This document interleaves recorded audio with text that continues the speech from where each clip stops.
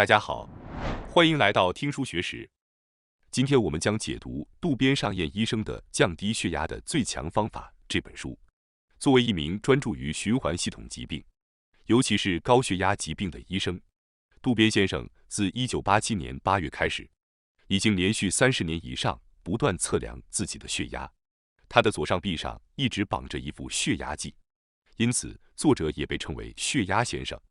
如果能够不依赖药物，永久稳定地降低血压，对于那些受高血压困扰的人来说，再没有比这更令人开心的事情了。本书中包含了能够实现这一目标的最强降压方法。如果你之前对血压并没有太在意，那么请理解以下内容，并与我一起学习。血压受身体活动和交感神经的影响。白天活动较多时，交感神经活跃，血压升高；而在安静或夜晚时，副交感神经活跃，血压下降。因此，在进食或睡眠时，血压较低；而在清醒时，血压会升高。高血压对身体的不良影响，主要是由于血压上升造成的高压力对血管和器官的损伤。为了保持健康的生活，我们需要控制血压，不要在一天中过高。既然我们已经了解了这些前提，现在让我们立即深入了解本书的内容吧。今天的内容如下：一、只需通过饮食控制即可降低血压的方法；二、只需养成习惯即可降低血压的方法；三、隐藏在日常生活中导致血压升高的因素。那么，让我们从只需通过饮食控制即可降低血压的方法开始吧。一说到能让血压降低的方法，大家首先想到的就是饮食习惯。对于那些想要降低血压的人来说，盐是一个公认的大敌。如果你想要注意减盐饮食，那么晚餐和早餐比较有效。在清晨和晚上，肾上腺素等血压升高激素会大量释放，特别是在黎明时，肾上腺素会使体内储存盐分的功能增强，因此在这个时间段摄入过多的盐分会导致血压升高。此外，如果早餐摄入过多的盐分，一天的平均血压也会上升。这一点已经有数据明确证实，尽量减少早餐的盐分摄入量是很重要的。另外，可能许多人已经意识到，一般被认为健康的食物未必对血压有益。通常被认为健康的食物主要是针对减肥，它们的热量较低，控制油脂和碳水化合物的摄入。然而，大多数情况下，它们并不关注盐分的摄入量。即使是被认为健康的食物，如果过量摄入，也会导致盐分摄入过多。在饮食中以及零食、酒水的选择上都需要注意，尤其是对于酒精，它与食品的搭配非常重要。很多时候，人们更喜欢搭配盐度较高的食品。一些代表性需要警惕的零食包括海带等海产品零食，虽然它们富含矿物质，热量低，原料是健康的海藻，被认为是健康的零食，但它们通常含有高盐分，因此需要谨慎食用。对于高血压患者来说，这些并不是健康的食物。在社会上被认为对身体有益的食品中，有些含盐量较高，需要引起重视。就像我刚才提到的，酒的小吃通常含有大量盐分，吃了这些小吃会让人口渴，不断的喝酒，结果第二天早上血压就会升高。对于那些喝酒或茶时总想找点小吃的人来说，我推荐花生。你知道吗？花生中的成分被发现具有降低血压的效果。美国哈佛大学的研究团队对12万人长达30年的饮食习惯进行了调查，发现参与者的死亡率存在明显差异。其中有一种食物，花生，显著降低了死亡率。花生含有良好平衡的饱和脂肪酸和不饱和脂肪酸，可以降低坏胆固醇并增强血管的弹性。此外，花生的外皮富含高抗氧化作用和降低血压作用的多酚，所以不去掉外皮一起吃更好。购买花生时，请务必选择无盐的。作者曾进行过一项关于花生的实验，他每天让受试者食用8克的花生，结果在3到4周后，受试者的血压下降了8毫米汞柱，并且这种状态得到了维持，这相当于减少了8克盐的摄入量。或许有些人现在还不太清楚巴克盐的含量有多大，但事实上这是相当了不起的。通常人们每天摄入的盐大约是14克，而高血压学会建议每天摄入不超过6克。因此，经常外出就餐的人可以减少8克盐分，几乎达到了6克的减盐标准。但是，无论什么东西，即使对身体有益，摄入过量也是要避免的。坚果类食物最好限制在大约20克左右。除了花生，开心果也是一种不错的选择。开心果富含多酚，与花生类似，还有降低血压的成分。接下来，我想稍微回到早餐的话题。刚才我提到不要摄入过多盐分的早餐，你们早餐通常吃些什么呢？如果是西式早餐，可能会有吐司、煎蛋、培根或火腿、香肠、沙拉和汤等。如果是日式早餐，可能是米饭、味噌汤、烤鱼、菜脯等。早餐的菜单看起来似乎很丰富，但需要注意的是，这2种早餐都含有相当多的盐分。和食虽然脂肪较少，热量较低，看起来比西餐更健康，但考虑到血压问题，却可能成为麻烦。那么，为了减少盐分摄入，应该怎么做呢？作者建议理想的早餐是水果燕麦片搭配牛奶、酸奶或豆浆。将水果燕麦片与一份牛奶混合的早餐盐分仅有0.5克，而且作为一种备受关注的健康食品，水果燕麦片营养均衡，富含食物纤维，易于保存，这些都是它的优点。如果能控制早餐的盐分摄入，那么一天的血压就不太容易上升。即使中午和晚上的餐点盐分略有增加，也可以控制一天总盐分摄入在可接受范围内。如果你吃早餐的话，希望你能意识到早餐要尽量减少盐分。接下来我们来谈谈午餐的问题。对于上班族来说，可能经常会去吃日式面馆，大家觉得吃日式面条很健康，应该积极的选择它，因为相比吃乌冬面，吃日式面对身体更好。为了健康考虑，很多人都会选择吃日式面。确实，日式面条的卡路里较低，而且还有预防动脉硬化的黄酮等多酚类物质，因此被视为健康食品。但是，日式面的质量和食用方式会影响其健康价值，所以我们不应该一概而论地将所有的日式面视为健康食品。日式面由100%纯面粉制成的十割面和混合了小麦粉的28面等不同种类。价格便宜的面条中，小麦粉的含量往往较高。需要注意的是，十割面的外表是光滑的，而混合了小麦粉的面条则有外表的纹路。在制作混合面时，必须使用打面机，因为这样可以增强面筋的力量，促进排泄。小麦粉的比例越高，调料就会越多，所以当吃日式面时，我建议选择尽可能减少盐分的十割面。另外，还需要注意调料汤的选择。饭后将调料汤倒入面汤中饮用，或者喝光调料汤只会增加盐分摄入，所以最好避免。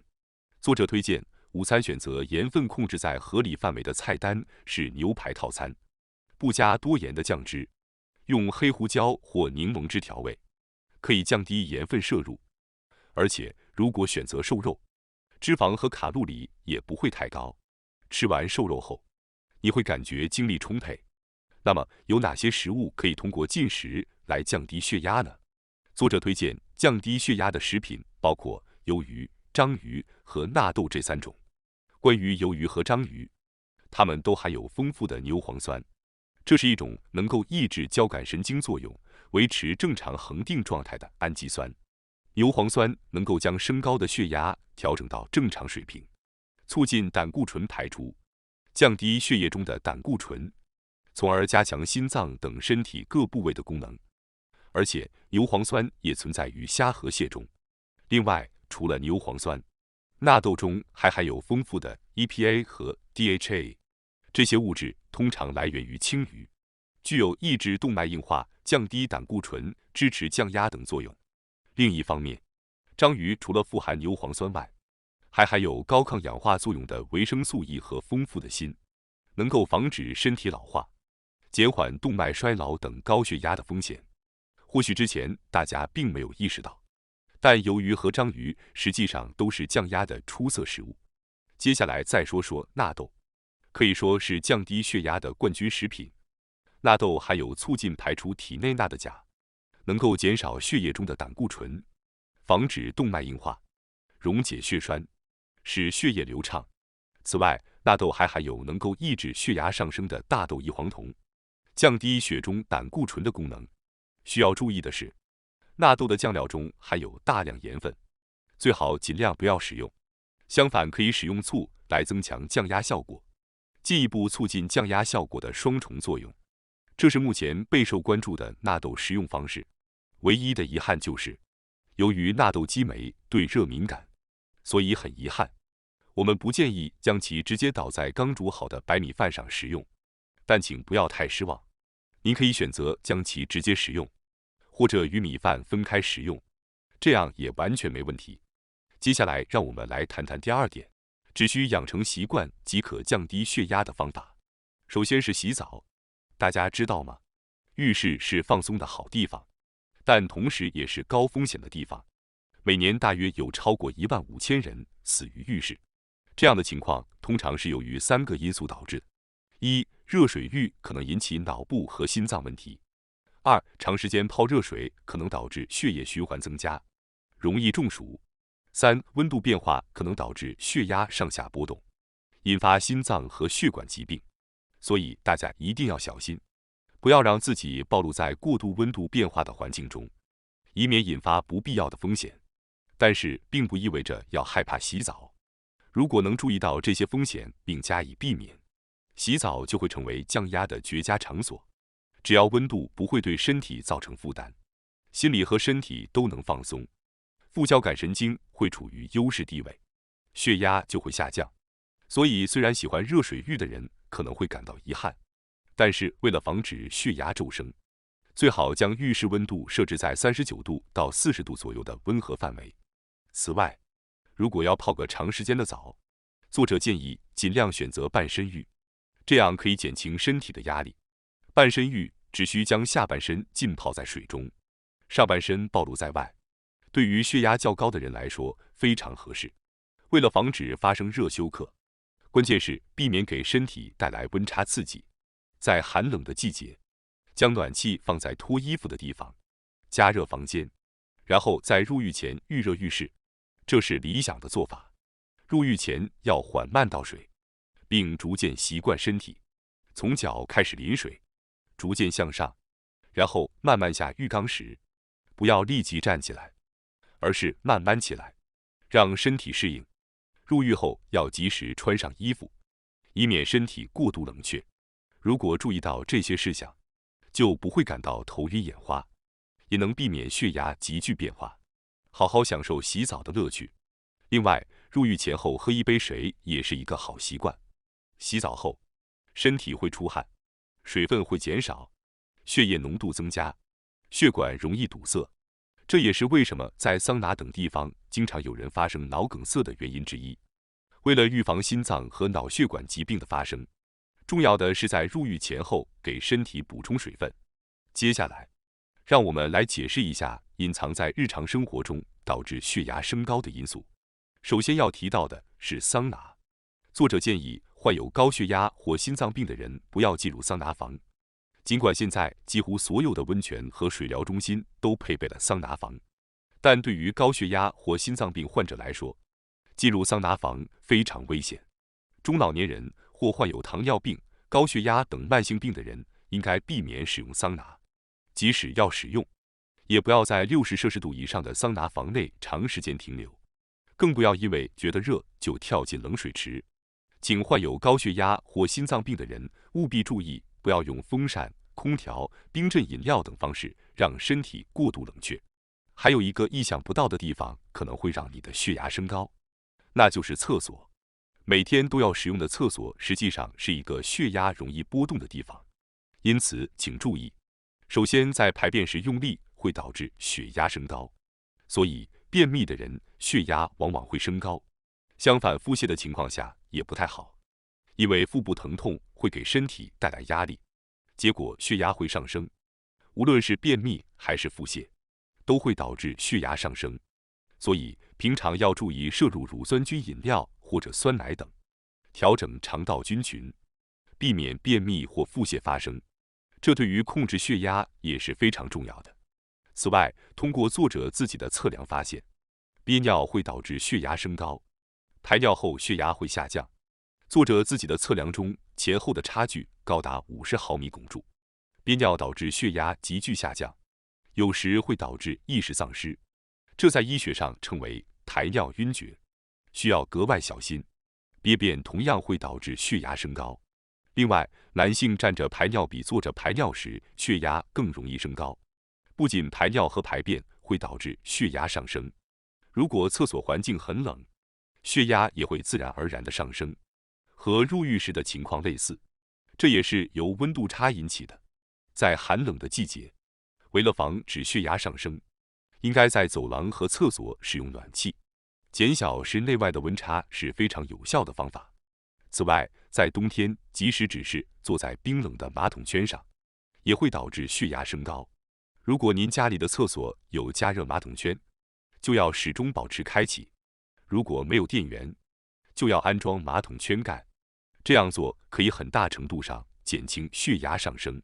最后，特别是对于饮酒爱好者，喜欢喝冰凉啤酒的人，我想告诉您一定要注意听。在前面我们已经解释了热休克会导致血压急剧升高或下降，但这不是由外部温度影响引起的，而是由于热身的身体突然接触冷饮料而引起的。冷饮料也是导致热休克的因素之一，而且与外界温度不同，身体内部直接感受到的温度差会使受到的伤害更加严重。我想你一定会感到有些恐慌，但要知道，食道紧靠着心脏，冷饮料的流入就像直接给心脏洗冷水一样。当身体变热时，血管会扩张，血压会降低。如果将冷饮料一口气喝下，末梢血管就会收缩，血压就会上升。根据作者自己的测量，喝了一口冰凉的碎冰，就让舒张压从125毫米汞柱上升到了140毫米汞柱。